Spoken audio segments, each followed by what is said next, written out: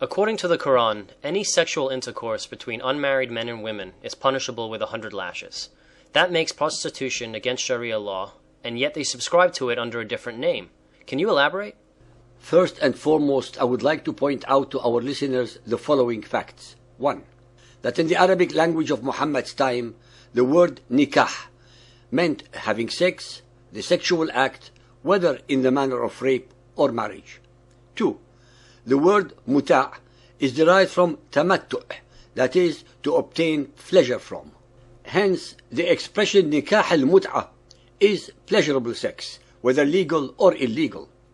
Since the Quran prohibits out-of-wedlock sex as fornication, punishable by death in many cases, Muhammad solved the problem of his sexually frustrated male followers by legalizing having sex for a predetermined period between a man and a woman of easy virtue in what he euphemistically called temporary marriage.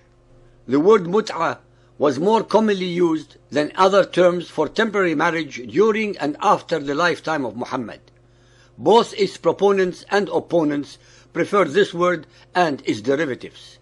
In books on jurisprudence, the terms mut'a and nikah al-munqati', discontinued marriage, and al-nikah al-muwaqqat, temporary marriage, istimta', having pleasure, and the related word of tamattu', pleasure, are all employed. The scholars, both Sunni and Shia, agree that mut'a was permitted at the beginning of Islam.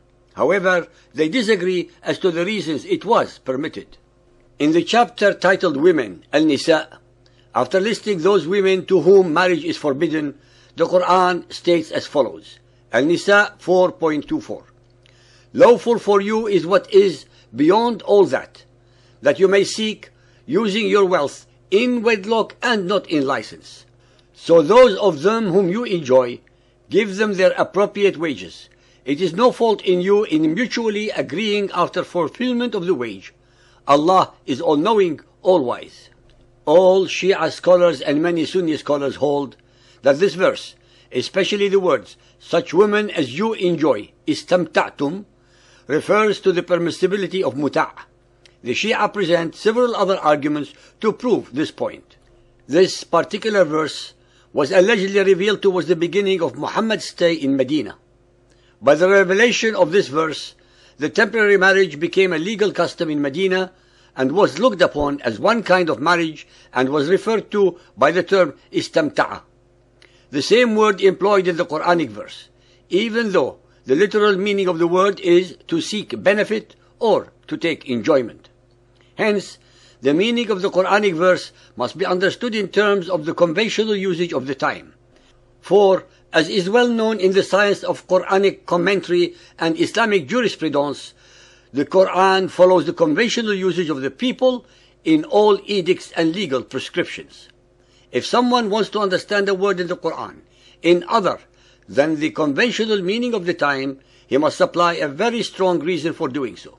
Moreover, if one looks up the traditions of the chapter of temporary marriage in the authentic Sunni collections such as Sahih al-Bukhari and Sahih Muslim, one can see that Muhammad and his companions used the word istamta'a when referring to this contract, which is exactly the same as that employed therein.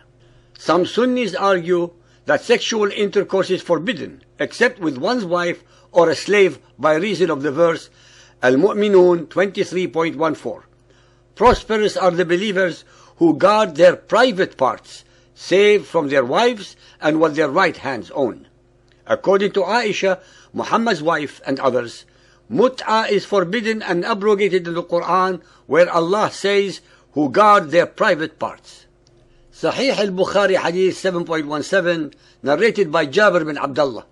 When I got married, Allah's Apostle said to me, "What type of lady have you married?" I replied, "I have married a matron." He said, "Why? Don't you have a liking for the virgins and for fondling them?"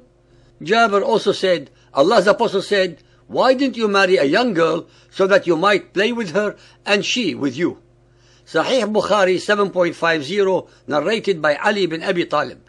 I said to Ibn Abbas, during the battle of Khaybar, the Prophet forbade nikah al-muta' and the eating of donkey's meat. Sahih al-Bukhari 7.51 narrated by Abu Jabara. I heard Ibn Abbas giving a verdict when he was asked about the mut'ah with women, and he permitted it, nikah al-mut'ah. On that, a freed slave of his said to him, that is only when it is very badly needed and women are scarce. On that, Ibn Abbas said, yes. Sahih al-Bukhari 7.52 narrated by Jabir bin Abdullah and Salama bin al-Aqwa.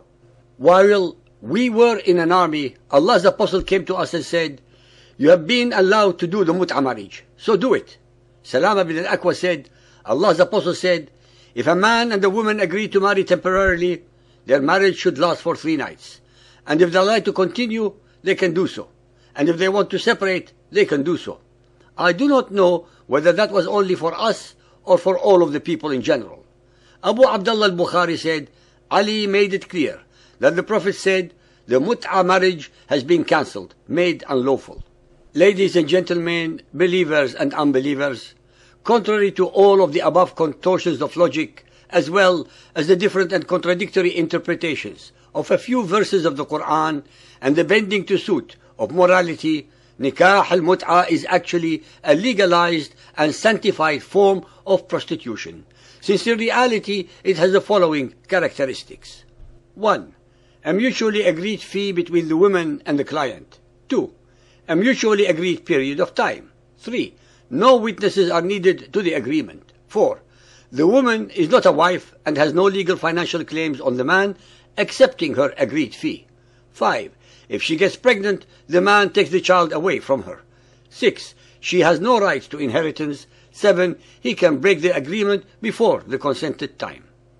I leave it to you all to make your own conclusions that I hope very much that you will use in your comments.